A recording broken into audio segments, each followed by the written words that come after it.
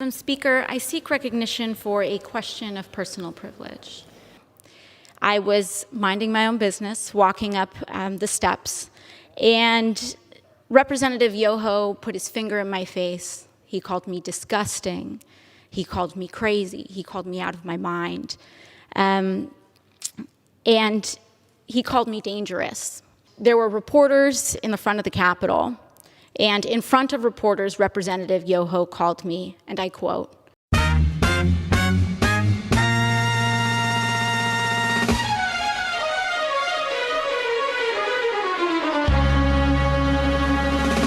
a fucking bitch. When you're a star, they let you do it. You can do anything. Whatever you want. Grab him by the pussy. I can do anything. And I understand that you've got a personal relationship with Meghan Markle, or had one, and she cut you off. She's entitled to cut you off if she wants to. Has she said anything about you since she cut you off? I don't think she has, but yet you continue to trash her. Okay, I'm done with this. No. Sorry, no. Sorry. So, do you know what? That's pathetic. You can trash me, maybe not my No. See you later. I'm being...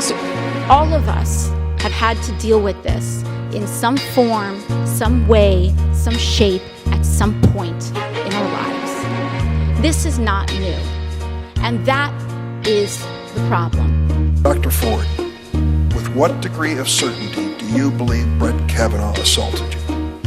100%. So help me God.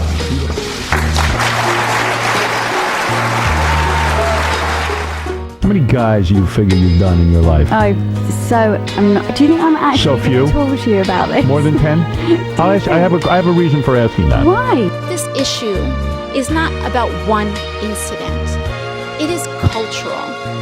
It is a culture of lack of impunity, of accepting of violence and violent language against women, and an entire structure of power that supports that. George Clooney married Amal Alamuddin this year.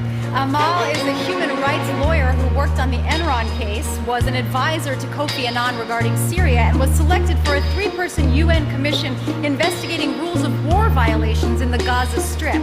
So tonight, her husband is getting a Lifetime Achievement Award. If you are a woman of color and you are raped before you reach the age of 18, then you are 66% more likely to be sexually assaulted again. What I want to express to Mr. Yoho is gratitude. I want to thank him for showing the world that you can be a powerful man and accost women. You can have daughters and accost women. You can be married and accost women.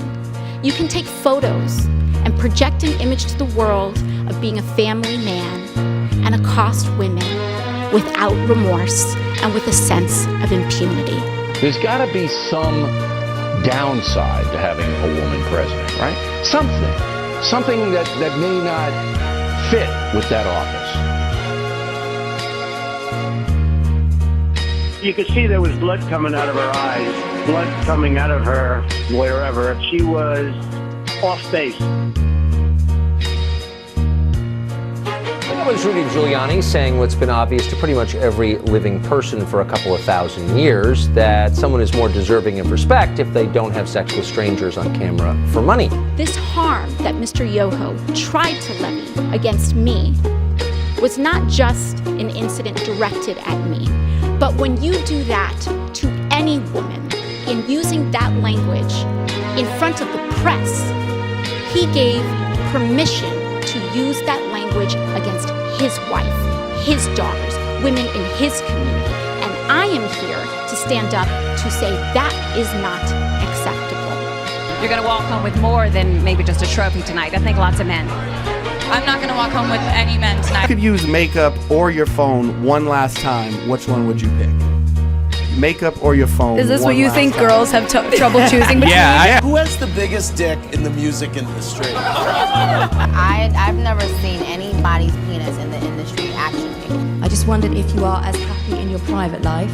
Will we be seeing a certain Mr. Ashton Kutcher perhaps making a trip over here? Wow, how disappointing was that question? Now, were you able to wear undergarments? You're like the 5th person that's asked me. Well, no, because what is going on? Since when did start asking each other about in interviews about their underwear. Dehumanizing language is not new. And what we are seeing is that incidents like these are happening in a pattern. Defending himself over allegations of sexual misconduct. A former aide of his is accusing him of sexually harassing her. Details that have emerged are simply too graphic for morning television. After allegations of sexual misconduct. And he's denying all recent claims of sexual assault. The series of disturbing sexual assault allegations. It happens every day in this country. It happened here on the steps of our nation's capital.